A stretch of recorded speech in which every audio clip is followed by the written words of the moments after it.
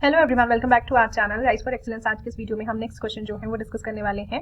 तो चलिए आज का वीडियो शुरू करते हैं। हमारा नेक्स्ट क्वेश्चन है which is not true of centrioles. Centrioles के लिए क्या ट्रू नहीं है?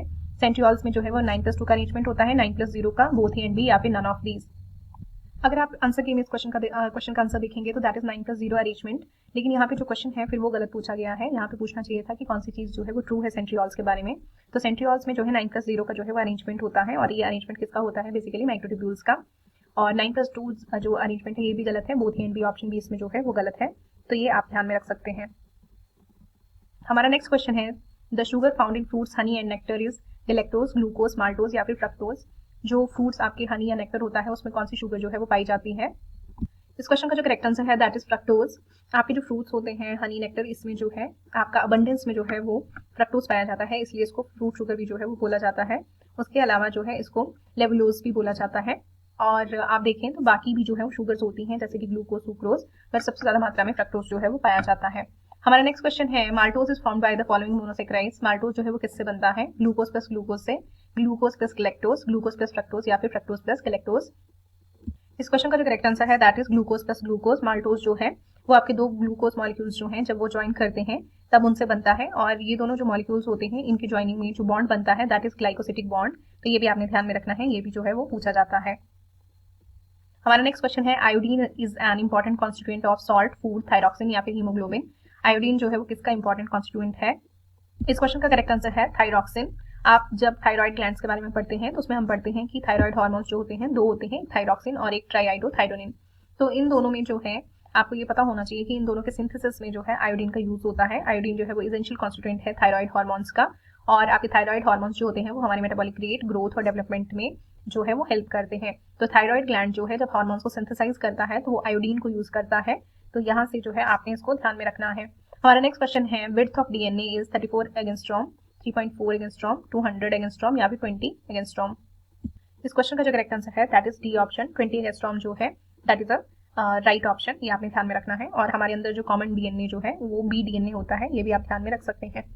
हमारा नेक्स्ट क्वेश्चन है mRNA is a polymer of. MRNA किसका पॉलीमर है जिसको हम मैसेंजर आरएनए बोलते हैं? राइबोन्यूक्लियोसाइड, डीऑक्सीराइबोन्यूक्लियोटाइड्स, डीऑक्सीराइबोन्यूक्लियोसाइड्स या फिर राइबोन्यूक्लियोटाइड्स।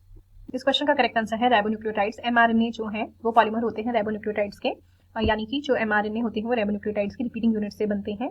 और राइबोन्यूक्लियोटाइड को अगर आप देखेंगे तो एक राइबोन्यूक्लियोटाइड जो होता है उसमें राइबोज शुगर होती है, फॉस्फेट ग्रुप होता है एंड नाइट्रोजिनस बेस होते हैं। नाइट्रोजिनस बेस आपने पढ़े हैं जिसमें कौन कौन से आते हैं? Adenine, uracil, guanine and cytosine. क्योंकि यहाँ पे आप आरएनए की बात कर रही हैं तो थायमिन को जो है यूरेसिल यहाँ पे रिप्लेस कर देता है। तो ये सारी चीजें भी आपको टेट में पूछी गई हैं। हमारा नेक्स्ट क्वेश्चन है turgor pressure is always and opposite to osmotic pressure, water potential, osmotic potential या फिर वॉल प्रेशर। टर्जर प्रेशर जो होता है वो किसके ऑपोजिट होता है? इस क्वेश्चन का करेक्ट आंसर है D option, wall pressure. Turgor pressure हमेशा ऑपोजिट होता है वॉल प्रेशर के। ये आपको पता होना चाहिए, बहुत ही इजी कंसेप्ट है। जैसे कि आपका एक सेल है, प्लांट सेल है, तो उसके अंदर जो आपका सेल फ्लूइड होता है वो क्या करता है? सेल वॉल के अगेंस्ट जो है फोर्स लगाता है, उसको आप टर्जर प्रेशर बोलते हैं।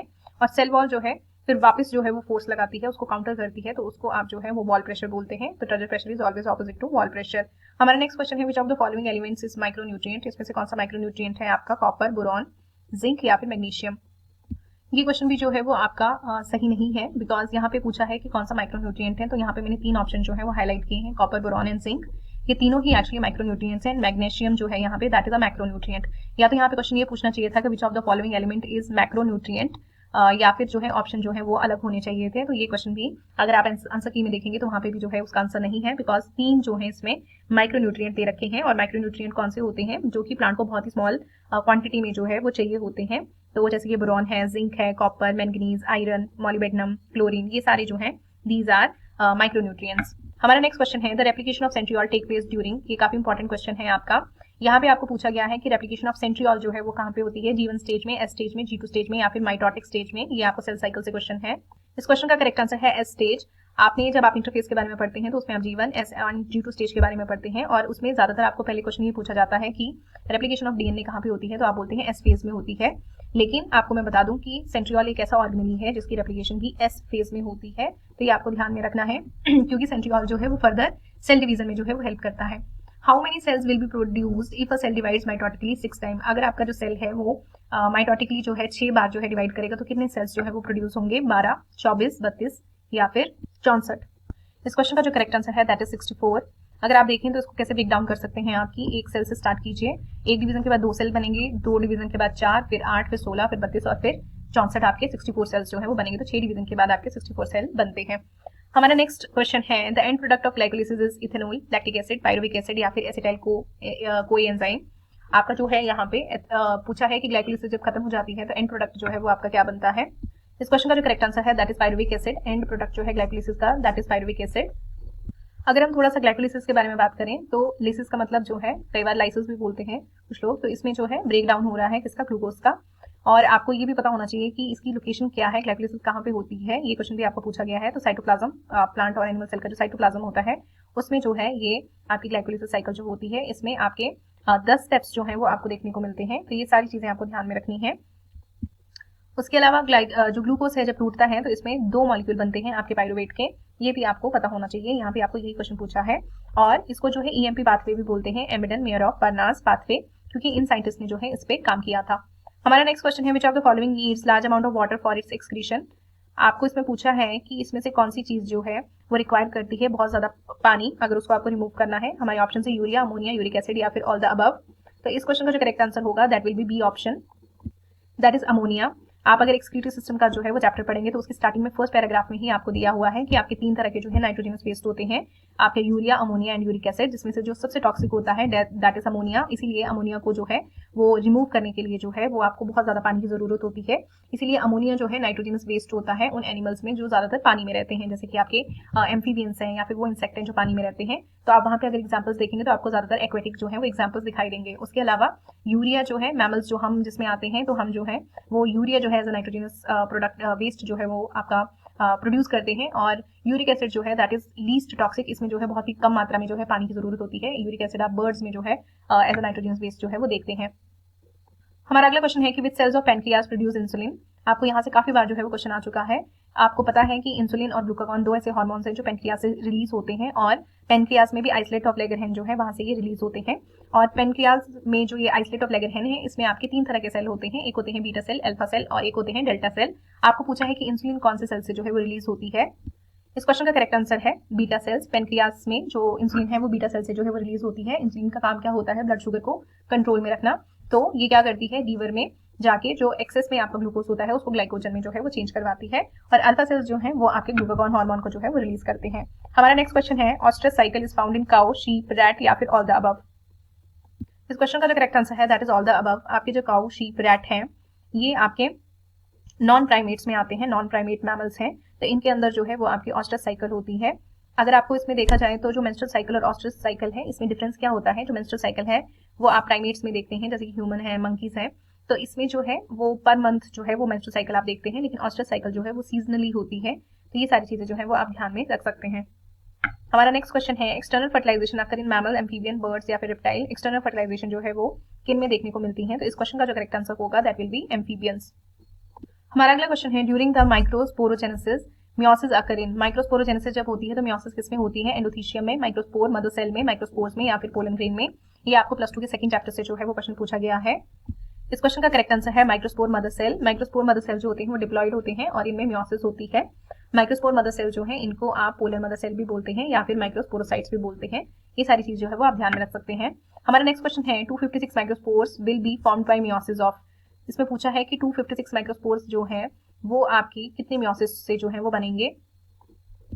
इस क्वेश्चन का जो करेक्ट आंसर है that is 64 microspore mother cells. आपको पूछा है कि 256 माइक्रोस्पोर्स जो हैं अगर फॉर्म होते हैं तो माइक्रोस्पोर मदर सेल जो है कितने माइक्रोस्पोर मदर सेल होंगे जिनमें मियोसिस होगी। तो 64 इसमें करेक्ट आंसर है, क्योंकि अगर आपको ये कंसेप्ट पता है तो आपको पता होगा कि माइक्रोस्पोर मदर सेल जो होता है, एक माइक्रोस्पोर मदर सेल में जब मियोसिस होती है तो उसमें से 4 हैप्लॉइड माइक्रोस्पोर्स जो है वो बनते हैं।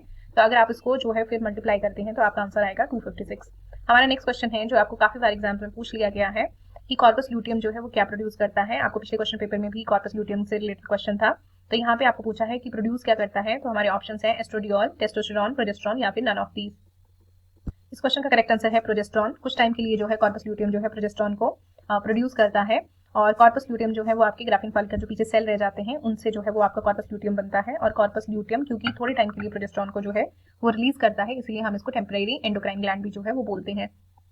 हमारा अगला क्वेश्चन है total number of chromosome in person suffering from Turner syndrome is 44, 45, 46 या 47। अगर आप ध्यान दें तो ये जो है टर्नर सिंड्रोम, इससे रिलेटेड जो है आपको क्वेश्चन पिछले क्वेश्चन पेपर में भी आया है। यहाँ पे पूछा है कि टर्नर सिंड्रोम जिस पर्सन को है उसमें टोटल नंबर ऑफ क्रोमोसोम जो है वो कितना होता है। इस क्वेश्चन का जो करेक्ट आंसर है दैट इज 45। टर्नर सिंड्रोम जो है इसमें जो फीमेल होती है उसमें 45 क्रोमोसोम होते हैं। तो आपको ये यहाँ से ये भी पता चल रहा है कि टर्नर सिंड्रोम जो है वो फीमेल से रिलेटेड सिंड्रोम है। आपको पता है नॉर्मल ह्यूमन फीमेल जो होती है उसके पास 2 एक्स क्रोमोसोम होते हैं, लेकिन टर्नर सिंड्रोम में जो फीमेल होगी उसके पास एक ही जो है एक्स क्रोमोसोम होगा, जिसकी वजह से जो नंबर ऑफ क्रोमोसोम हो जाएगा दैट विल बी 45। हमारा नेक्स्ट क्वेश्चन है the 3 codons which cause chain termination are. आपको यहाँ पे कोडोन्स के नाम पूछे हैं जो कि चेन टर्मिनेशन करते हैं, और ये क्वेश्चन भी आपको काफी बार जो है पूछा गया है, तो इसमें मैं आपको डायरेक्ट आंसर बता रही हूँ। इसका जो करेक्ट आंसर होगा that will B D option, that is UAG, UGA and UAA। इसका जो है ये करेक्ट ऑप्शन है। हमारे अगला जो क्वेश्चन है that is respiration is controlled by. आपका जो रेस्पिरेशन है उसमें उसको जो है ब्रेन का कौन सा पार्ट जो है वो कंट्रोल करता है, सेरिब्रम, सेरिबेलम, हाइपोथैलेमस या फिर मेडुला ऑब्लोंगेटा। इस क्वेश्चन का जो है करेक्ट आंसर है मेडुला ऑब्लोंगेटा। मेडुला में जो है आपका रेस्पिरेटरी रिदम सेंटर पड़ा होता है जो आपके रेस्पिरेशन को कंट्रोल करता है। हमारा नेक्स्ट क्वेश्चन है when carbon dioxide concentration in the blood increases breathing become slow and deep, faster and deep, shallow and slow, no effect on breathing. जब आपकी खून में जो है CO2 ज्यादा बढ़ जाती है तो उसका क्या इफेक्ट होता है ब्रीदिंग में। इस क्वेश्चन का जो करेक्ट आंसर है that is faster and deep. जब आपकी कॉन्सेंट्रेशन जो है CO2 की ब्लड में ज्यादा बढ़ती है तो हमारी ब्रीदिंग फास्टर हो जाती है और डीप हो जाती है, ताकि जो एक्सेस CO2 है उसको एलिमिनेट किया जा सके और हमारी बॉडी जो है वो नॉर्मल लेवल को रिस्टोर कर पाए। आप इस प्रोसेस को देखेंगे तो इस प्रोसेस को हम हाइपर वेंटिलेशन बोलते हैं, और ये प्रोसेस जो है हमारी बॉडी के एसिड बेस जो बैलेंस होता है उसको मेंटेन करने में हेल्प करता है, तो ये आपने ध्यान में रखना है। और ये भी मैं आपको बता दूं कि मेडुला जो है इसमें जो है वो अपना रोल जो है प्ले करता है, क्योंकि मैंने आपको बताया कि रेस्पिरेटरी रिदम सेंटर जो है वो मेडुला में प्रेजेंट होता है। हमारा नेक्स्ट क्वेश्चन है कि इसमें से ऑड वन कौन सा है, सी animal, sea pen, sea cucumber या फिर सी फैन। ये आपको जो है वो फाइलम से जो है वो क्वेश्चन पूछा गया है, एनिमल किंगडम से। तो इसमें से आपको पूछा गया है कि इसमें से ऑड वन कौन सा है। तो इस क्वेश्चन का जो करेक्ट आंसर है that is sea cucumber. Sea cucumber जो है ये आपका आता है इकाइनोडर्मेटा में, और बाकी जितने भी ऑप्शंस हैं आपके sea animal, sea pen and sea fan, ये सारे जो हैं ये मेंबर्स हैं नाइडेरिया के यानी कि सिलेंट्रेटा के। और अगर आप इकाइनोडर्मेटा की बात करें तो इसमें से एक और क्वेश्चन जो है वो आपको पूछा जाता है वाटर वेस्कुलर सिस्टम का। इकाइनोडर्म्स जो होते हैं इनमें हमें वाटर वेस्कुलर सिस्टम जो है देखने को मिलता है और रेडियल सिमेट्री होती है, तो ये भी आपने ध्यान में रखना है। हमारा नेक्स्ट क्वेश्चन है pollen tube enters the embryo sac directly passes into egg through one of the synergids between synergids and the central cell through one of the antipodal cell। आपको पूछा है कि पोलन ट्यूब जो है जब embryo sac में enter करती है तो कैसे एंटर करती है। तो इस क्वेश्चन का जो करेक्ट आंसर है that is option B, through one of the synergid जो है वो पोलन ट्यूब एम्ब्रियो सैक में एंटर करती है। हमारा नेक्स्ट क्वेश्चन है chance elimination of alleles from small population is.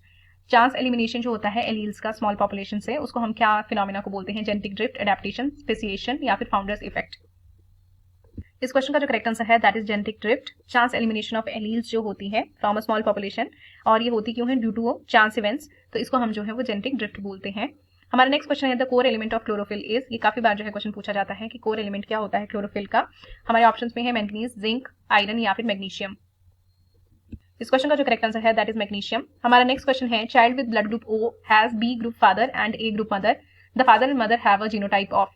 आपको पूछा गया है कि जो बच्चा है उसका ब्लड ग्रुप O है और उसके फादर का ब्लड ग्रुप B है और मदर का A है, तो आप उसके जो फादर और मदर है उनका जीनोटाइप क्या होगा। इस क्वेश्चन का जो करेक्ट आंसर है दैट इज ऑप्शन बी। अगर बच्चे का ग्रुप जो है ब्लड ग्रुप O है तो इसका मतलब ये है कि फादर और मदर से जो है वो I एलील जो है वो कंट्रीब्यूट होना चाहिए। तो फादर का जो है जीनोटाइप जो है वो IA और I होगा और मदर का IB और I जो है वो एलील होगा, तभी जो है बच्चे का ब्लड ग्रुप जो है वो O होगा। तो बी ऑप्शन जो है इसमें करेक्ट है।